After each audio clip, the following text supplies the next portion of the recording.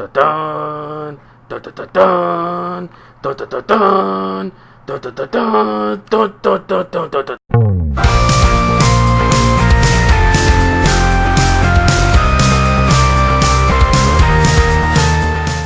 Hey guys, this is Jake Anthony again with Project Monkey Man Gaming, and today we are going to discuss the Halo 5 multiplayer beta. And it's so sad that it's over because I really enjoyed it. My first thoughts of the game. Basically, I haven't had that much fun playing a Halo game since Halo 3. At least the Halo 3 multiplayer beta. Back when it was popular, of course. A lot of people had their likes and dislikes about it. And we can go in about the dislikes first. A lot of people compared it to Call of Duty, Halo 5 Advanced Warfare, or, Halo Call of Duty. I hear this and it kind of angers me a little bit because I see where they're coming from in some of the new abilities, but you gotta understand thrusters, jetpacks. I mean, all this stuff was in Halo Reach, then in Halo 4. So none of this is really new, other than the clamber ability and maybe the rushing ability and ground pound. But we'll get to that later. As far as it being like Call of Duty, I could say some gamers are hypocrites, because why do we trash and why do we jump on Call of Duty fans, or why do we jump on Call of Duty in general? We jump on it because it's the same old game over and over again. Nothing ever changes about Call of Duty. They've used the same template, the same everything. It's the same type of gameplay. Nothing has changed, and it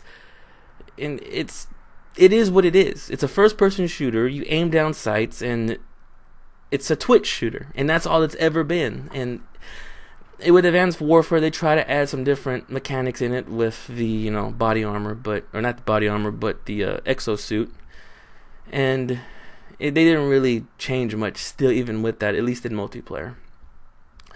But to hear that about Halo, and people complain, well, Halo's changing too much. Halo's changing too much. They need to go back to what Halo 2 and Halo 3 was. The same knock about Call of Duty is that it never changes. So, and we trash it so much because it never changes. Now we're saying we want Halo to stay the same. No, we can't do that. Halo has to evolve. It has to evolve as a game, as a franchise, and for possibly new people to play. The Halo fans are going to play Halo regardless. And 343 has to focus on bringing in, new blood, new life into the series. And luckily, they've been able to do that just with the simple fact of staying with the same story arc. Unlike Star Trek, where they did a reboot and they had to rewrite the entire history of it just to bring in new people. At least in Halo, in this current version of Halo, it stays in the same universe. Everything's the same. It's branching off of, Halo, Halo 2, Halo 3. Halo 4 followed up Halo 3. Now Halo 5.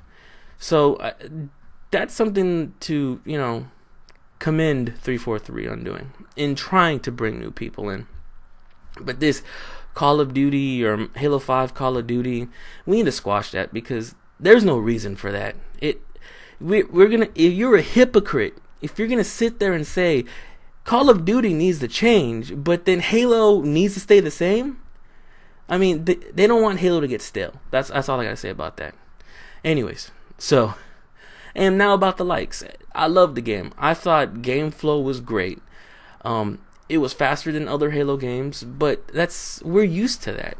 When you play something like Destiny, or you play Titanfall, or Call of Duty, it's all quicker. They move faster. And with, some of the new abilities in Halo 5, at least the beta, it changed some things, and it was changing for the better. There are some things that I don't like, which we'll talk about, but for the most part, I think they did a really good job on the beta. I'm very excited about the beta, or really excited about Halo in general, Halo 5 in general, and I can't wait for that game to release sometime late this year, and possibly November, like they always do. Also, something I didn't like, it seemed that the weapons were overpowered. Either the weapons were overpowered or the Spartans were underpowered, and I didn't like that. It was too quick to kill somebody.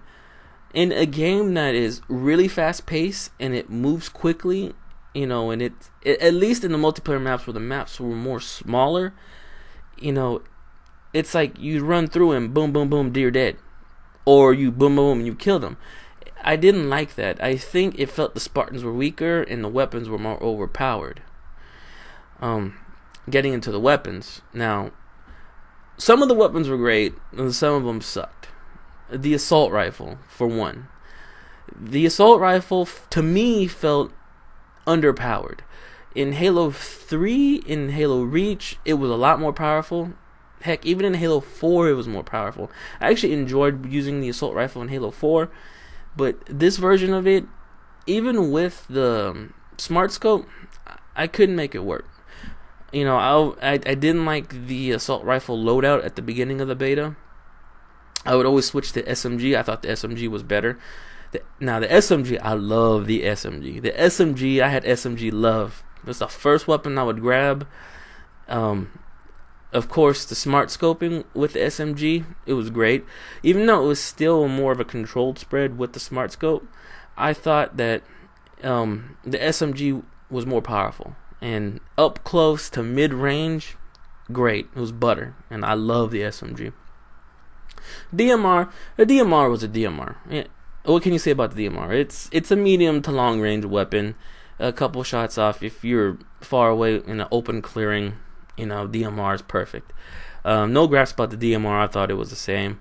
Sniper rifle, I never got it too much because I've never been great with the sniper. I've gotten it once or twice. It's the same thing. It might look different. It might sound different. It's a sniper rifle. The Hydra weapon sucked. I got that weapon so many times, and it's not like a rocket launcher. It's like a mid rocket launcher or a small rocket launcher. You shoot more of them, but man, I don't think the Hydra's worth it. At least a power weapon on the map. If there's 2 power weapons on the map, I'm definitely not going for the Hydra. That's all I gotta say. Energy sword in the Prophet's Bane. Energy sword felt like the energy sword. It looked right. It looked like the energy sword, not like the energy sword. The Prophet's Bane, of course, was brighter, and apparently you're able to get more of a reach with it when you lunge, which is pretty cool. And I understand how even when you have the Prophet's Bane, put away, it still highlights you. You still glow. And I like the idea of it because it is kind of an overpowered energy sword, and the energy sword was powerful enough. But the simple fact that it made you a moving target, I think that balanced it. And I like the direction they're heading with these type of legendary weapons. So we'll see what they have in Halo 5, in the actual full version Halo 5 Guardians, what they have in store for the legendary weapons. I'm actually really excited about that. Magnum, the Magnum was balanced. It felt more like the Halo ODST, Halo Reach Magnum. I think they were more reaching for the Halo 1 Magnum, but it's still not quite the same. Light rifle. Always loved the light rifle. Light rifle is my baby. I grab that gun and I go to work. I love it. Don't ever change the light rifle. Even the light rifle it's between the BR and the DMR. It still leans more towards the BR side, or their type of battle rifle, but I still love the light rifle. Great weapon. And shotgun. Shotgun's a shotgun. Close range action. Come around the corner. Sneak around. Boom. Greatness. Love the shotgun. Overall, the weapons were pretty I don't know about balanced, but the weapons, I like the way they look. I know people are complaining they're more militaristic, but come on, Halo is a military game. It's, everything about Halo, at least on the human side, is military. So the concept of having military weapons in a military mindset game, I don't see a problem with that. I think people are overreacting. I like the way the new designs of the weapons look, especially like the BR. And the BR has gone through some changes, but the new one with the new scope, I like the change. So other than the weapon, I think the weapons being a little overpowered, I still like it. So, to the new armor abilities. Now, This was also some controversy because people want it to be like the Halo 2 anniversary. No armor abilities, you just have your starting weapon, and that's it. Then you'll have the power-ups around the map. But unlike Halo 4, where you could pick your armor abilities, you automatically have your set armor abilities, which I actually think is a good idea, especially since you're getting updated armor. The unlimited sprint, I know people don't like, but with the simple fact that the shields don't recharge when you're taking damage as you're sprinting is a good way to balance that out. Thruster pack, I love it. I love thruster pack because I know people complain because when they're trying to get that last shot to get that kill and you just thrust out the way, I mean, it changes it. It changes the way the game feels and it changes the way the game plays.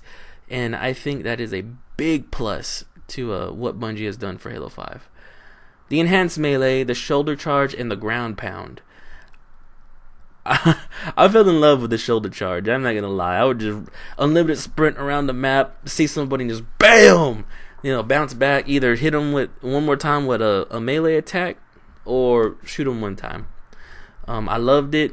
The ground pound, I attempted the ground pound a lot. I probably wasn't that successful at it, but it was fun. It made the multiplayer experience, more fun. And just the simple little things like that make the experience better and more fun to play and makes you want to play again. I think that's important and that's key, and they did a good job on that. Smart Scope, aka the ADS aim down sights. Where to start with that? Okay, Smart Scope. I like Smart Scope because it adds a level of realism in it. When you're shooting a real weapon and you're looking down scope, your hit targets are going to be closer grouped together rather than you're firing from the hip or without looking down a sight. So, you're going to have more wider margins between each hit spot when you're not looking down sight. But when you're looking through a sight, you're going to have better groupings. And I think they tried to accomplish that. It's not like Call of Duty's ADS, because in Call of Duty, when I play it, I'm just running around, just constantly holding L trigger, looking down sights and trying to kill everybody. That's all it is looking through, down your sight, and boom, boom, boom, twitch shooter. Halo's different because when you're looking down Smart Scope, when you get hit, that's it. You bounce right out of Smart Scope and you're shooting from the hip. So you gotta be a little bit more strategic when you're using it. When you're across the map or when you're on the side of them or behind them, it's the perfect time to use Smart Scope. Because trust me, there's plenty of times when I've been Smart Scope and taking someone on head to head and they've out BR'd me. Just they're firing from the hip and me trying to Smart Scope. So Smart Scope doesn't give you that much of an advantage. It does give you better groupings from a distance, but other than that, a 1-to-1 head-to-head, one Smart Scoping, one shooting from the hip's gonna win. Just for the simple fact that, when you get hit, you don't have to readjust. When you get hit when you're in Smart Scope, you're gonna have to readjust. You lose some time, and that's it. 3 shots, 4 shots with the BR, and you're dead. So that being said, I like Smart Scope. As long as they don't go to the way the ADS is in Call of Duty, I like the way Smart Scope is. Clamber. Clamber is a game changer. I love Clamber. When we're playing previous Halo games, we're so used to running and jumping and crouching and trying to jump, up more to get a little bit more clearance. The simple fact that we can just grab onto a ledge and pull ourselves up changes the game completely. It adds more of instead of just running around and having to go upstairs, you can actually jump, and that changes things. And I think for the better, definitely for the better, because you're able to get to high ground quicker than your enemy. And of course, when you have a high ground, you obviously have the advantage. So I definitely love Clamber. It's a game changer. That is my number one thing that I love about the new armor abilities. So let's talk about the maps. I wasn't too impressed with the maps, to be quite honest with you. The maps were... Truth was the midship remake. I hated playing on Truth. I think for the game style, the new game style, since it's so fast, Truth doesn't work, and it's just a start. I know they're leaning more towards an arena type play, but Truth does not work in the new gameplay. I'm sorry, I hated Truth, to be truthful. Then we had Regret Crash Midship, which was a lot better. Even though it was supposed to be a remake of Truth, Regret seemed bigger. Definitely the way the things were positioned around the map, and you had more of you had more of a way to hide, or more of a way to get more cover, and it slowed it down, and you had to think more when playing on Regret. On Truth, it didn't work, but Regret was great. I liked Regret. I could play on Regret. Empire was fun. I had a good time on Empire. It's your standard arena map. You have 2 bases, red and blue, running on either side. Power weapons, sniper. Empire was a good map. Not the best map I've played on. It was okay. Then you had Eden. Eden was a night version of Empire, and I liked the visuals from it. It was a little different because there was crossways, and because of the added crossways, the map felt bigger in a sense, even though the map was still technically the same size, but because of the added crossways, it did feel bigger. And you know what? I definitely liked Eden better than Empire. Just because the simple visuals and the more room that you had to run around and were able to maneuver yourself and try to out-BR someone from the other bridge on the other side, I think added a different style or different feel to the map, which I really enjoyed. So out of those Slayer maps, Eden for me was the best. Then you had Breakout. Oh, I loved Breakout. Breakout to me was hands down the best thing about the Halo 5 beta. When you're playing a game, you always want to get that feeling of, I want to play again, and I want to play again. And when you get off, and you're doing simple day-to-day tasks, you want to play again. You have that feeling, man, I can't wait to get home. I'm going to see my friends on. And you know what? Let's play some Breakout, because Breakout was fun. Breakout was different. Especially with the way the gameplay was. Of course, you had 1 life per round, and last person standing, that team wins. To the first person to 5, or first team to 5, which was great. The feel of it, I know they try to make it more like paintball, with the way you'd play on a paintball when you play paintball. Some people didn't like it, but I think it definitely is an important part of Halo 5 now. Crossfire and Trench, I think they did a magnificent job with it. The maps are simple. It's a simple layout. You get a lot of cover. I know people like to rush, and that type of game type doesn't really, if you like to rush and just run out there and be Rambo, that's not the game type for you.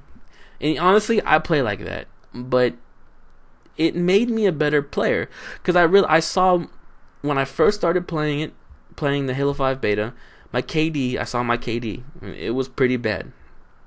And then Breakout came out. Then I started playing Breakout all the time.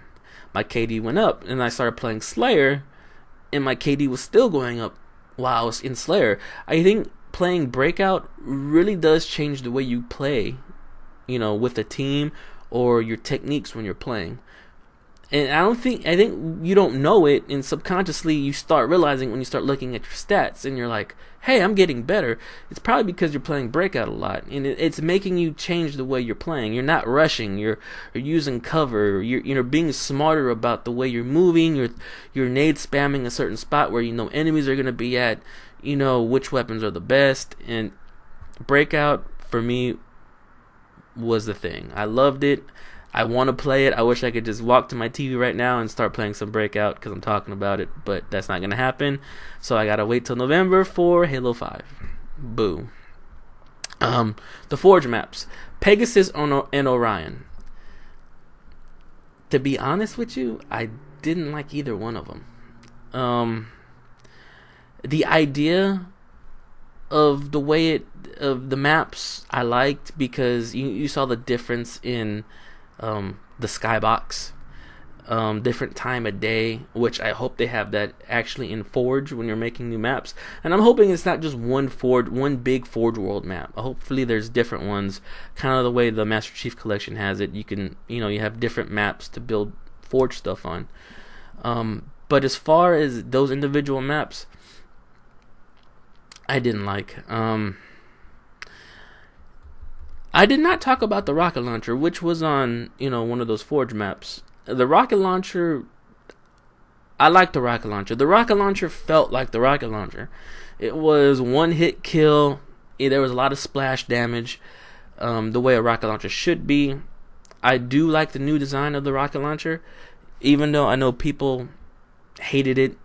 They like the original classic view.